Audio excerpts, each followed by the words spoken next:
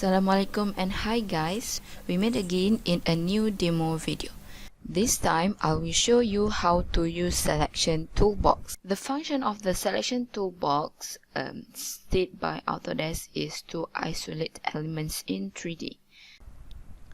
It's basically will help you to produce specific area of 3D view. So let's start.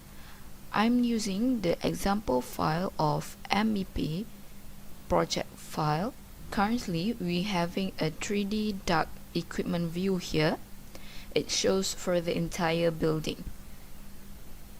So when we use the selection toolbox, we can reduce or just focus to the area, to the specific area with the elements that we selected only.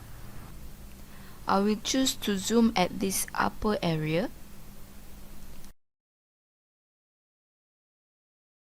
Before we start, let me just tell you how I normally do before I know about this tool. First, I will create a section plan view, and then after that I convert it into a 3D view and start to make the section box smaller. It requires more steps than using selection toolbox. That is why I'm excited to tell you about this function. The first step needs to select the elements in the upper area that we want to view it in 3D. It doesn't matter at which view you want to start selecting it. I just prefer to do it in plan view as long as you feel it's easy to select them. This view is level 2 ceiling plan. Remember to clear unnecessary options of selection option.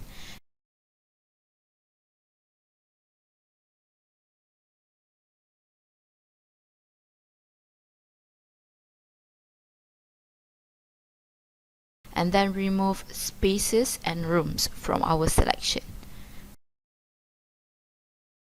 The selection toolbox is under Modify tab. That is why we need to select the elements in order to see the command. There you go, the 3D view of isolate elements that I picked just now.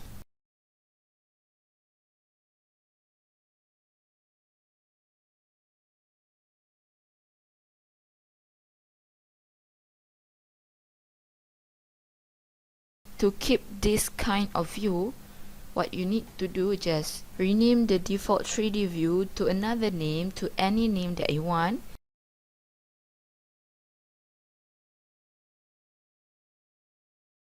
And you can start to use the selection toolbox again for different elements.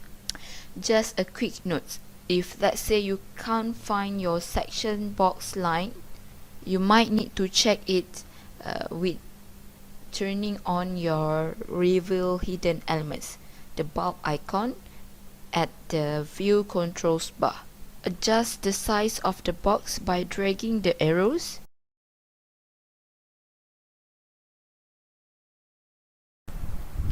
Rotate the 3D view to see each element clearly. If you untick the section box under Properties palette, the 3D view will show the whole building again.